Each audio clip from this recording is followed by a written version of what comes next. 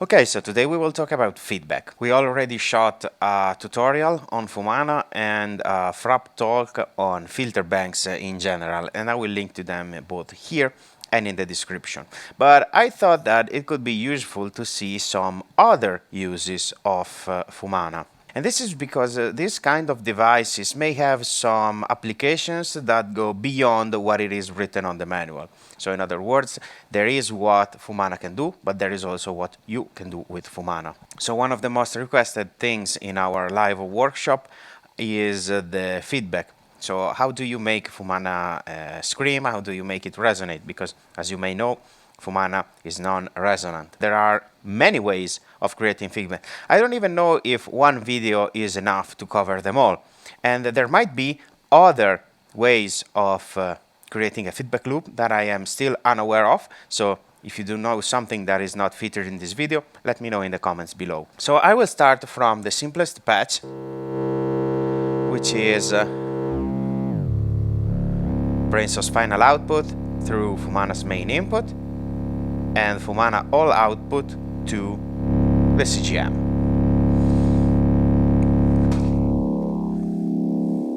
This is what it sounds like. And to create a feedback loop, we need to patch the output back into the input together with the external signal. So the easiest way to create a feedback loop is by duplicating the output, send one copy to the mixer and the other one back into the input. However, we need an external sound too, which is our BrainSource. So we're going to take that duplicated copy and pre-mix it with BrainSource final output before sending it to FUMANA. So, for example, we can duplicate our output through the 333 and patch one copy to our mixer, which in this case is the 321. Remember to check the phase and to set the offset to the right, so to remove any DC offset. And then we need to mix it with the signal, which is BrainSource final output. So we're going to patch the BrainSource output to the 321 together with the feedback, and then we can take either output and patch it back into FUMANA. Now, by increasing this amplitude here and playing also with the input gain,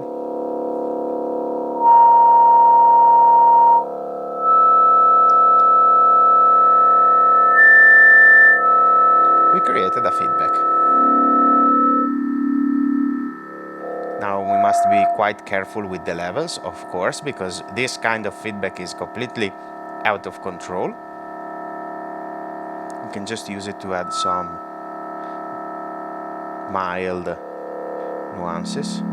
And we need also to be careful to which band or bands we want to make resonate, because these might be very, very sharp, and these on the other hand might clutter the mix, for example, like this.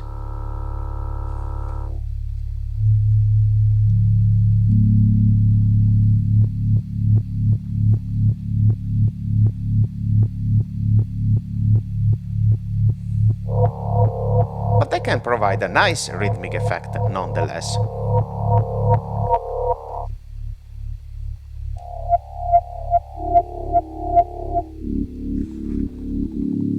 And we can play with the feedback also through the, okay, that was too much, but through the parametric scanner.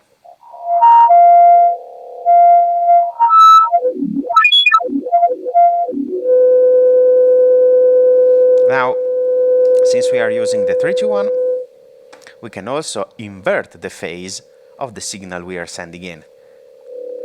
Check out what happens.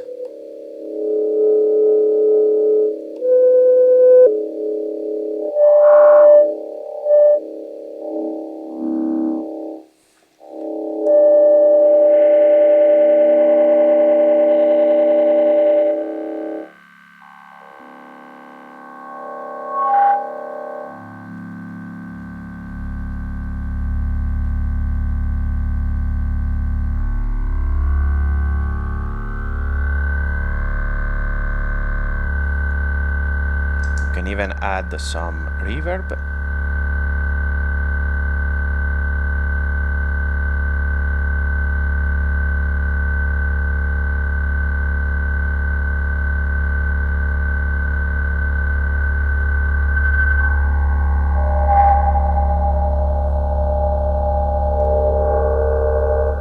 So this was the most straightforward reverb. Now, since we have a stereo channel, we can also take advantage of its individual output.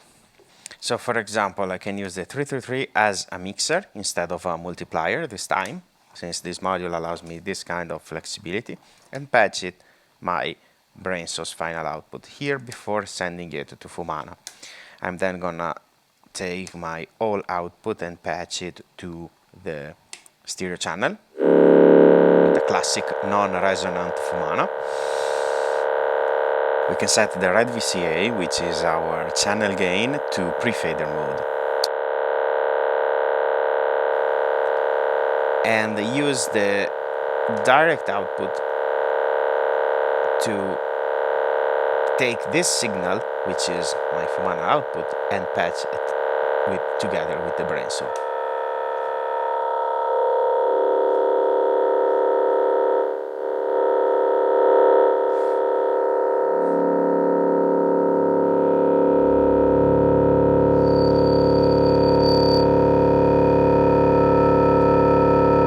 With feedback, without. With, without. I can use something similar with the stereo channel if I want to use it in stereo with the odd and the even output of FUMANA. For example, like this: odd, even, hard panned,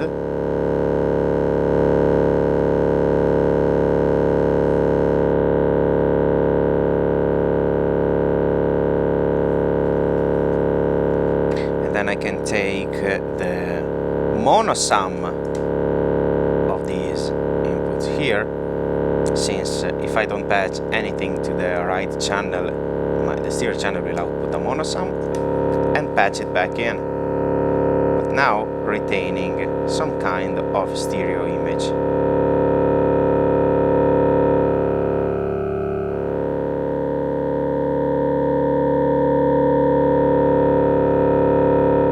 Let's make it even simpler.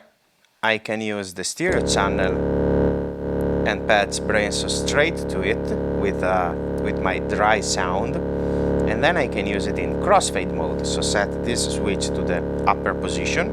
We're going to turn it all the way to the left, and then I'm going to patch the direct output to FUMANA's main input, and then patch FUMANA's all output back to the channel.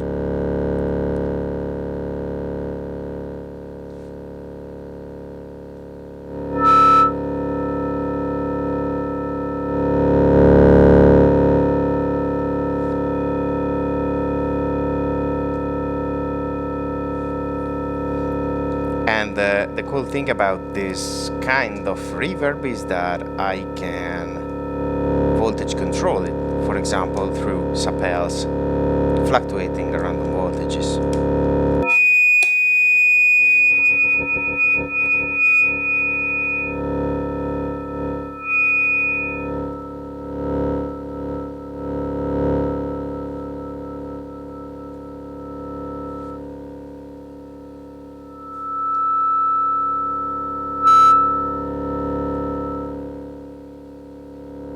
Since my setup is even more bare bone than before, I need to be extra cautious while approaching this kind of feedback.